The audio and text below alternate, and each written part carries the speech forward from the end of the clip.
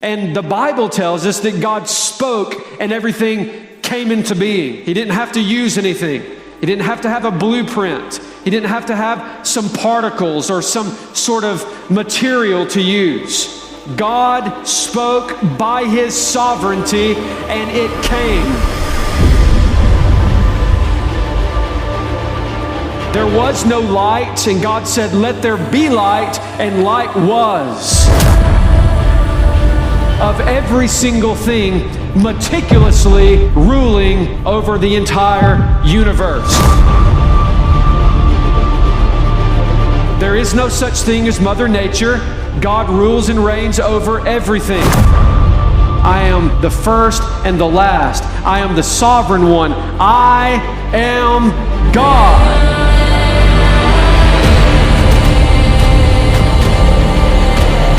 God's sovereignty is over all the nations. Is that a good message for us to hear in these days, in which it seems among the chaos of the nations that this world is about to self-implode and to destruct?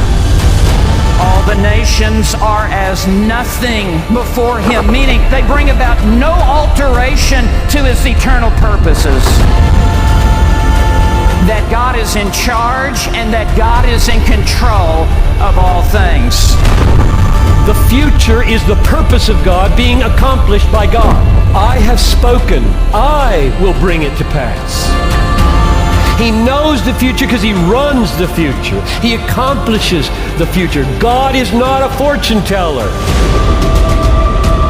He loads the thick clouds with moisture. The clouds scatter His lightning. He does according to His will in the host of heaven, and among the inhabitants of the earth, none can stay His hand. It is the bedrock doctrine of all doctrines. It is the atlas that upholds all other truths. The fact is, the sovereignty of God is the very central truth of His being, that God is and that God reigns. It is the godness of God. It is God and God alone who reigns.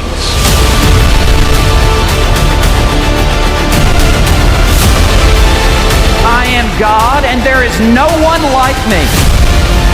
Meaning God stands at the beginning, He declares the end, and every step that leads back to the beginning. This is the extent of God's sovereignty. It is a total sovereignty. It is a total and complete sovereignty over heaven, over earth, over hell, over every person in every place. This is the God whom we must preach. This is the God whose name we lift high. This is what separates a man-centered worldview from a God-centered Reformed worldview. This is the God that we announce to our lost neighbors and to the ends of the earth. Say to the nations, the Lord reigns.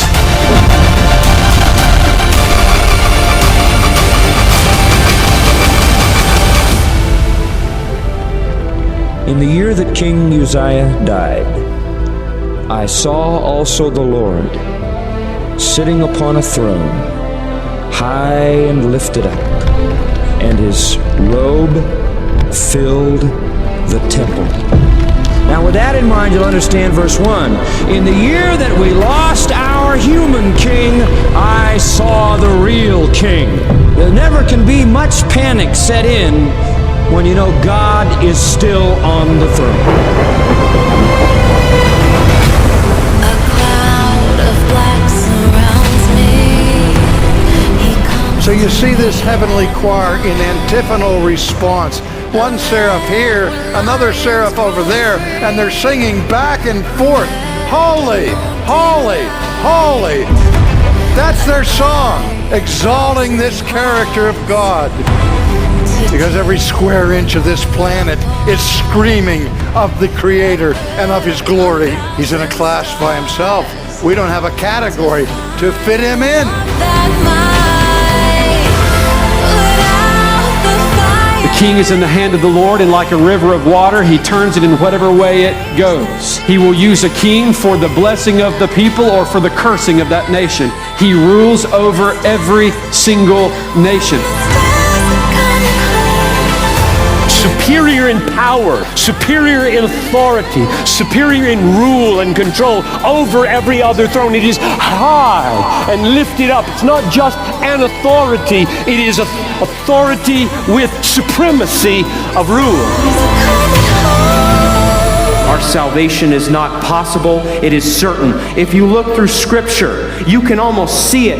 It's over there. The light is dawning. The sun is rising. The new humanity is being led on the new Exodus. We're leaving Egypt. We're leaving Sodom. We're leaving Gomorrah. It's happening now. It's already begun. We're walking into the promised land. We're journeying there. We're not there yet. But very soon the whole earth will become the new creation. I'd buy 1,000 hearts. We will live forever with our God. The river of life will flow in the New Jerusalem, and the tree of life will heal us perfectly.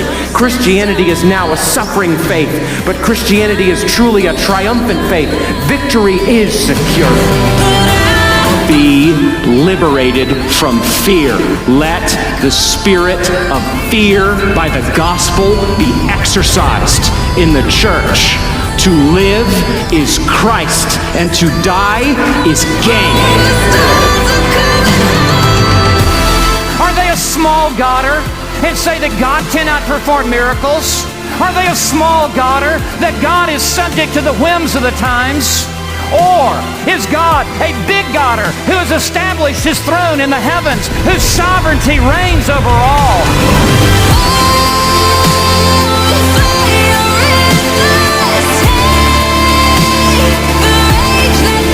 I see fingers of God in the atom and in the galaxies all the time, every millisecond of history, controlling everything. Jesus Christ, Lord of all, King of kings and Lord of lords. Every president and every king on the planet should bow before Jesus. I'm finally coming home. Do you believe that God has sovereignly created all that there is, that he has spoken and it has come to pass, and that God is governing the affairs of this world? Do you believe that God is sovereign over every human life, every human heart, every human will, every human destiny, the building of the church, the expanse of his kingdom? Do you believe that God undertakes his own cause here upon the earth and guarantees the success of the advancement of the gospel of Jesus Christ?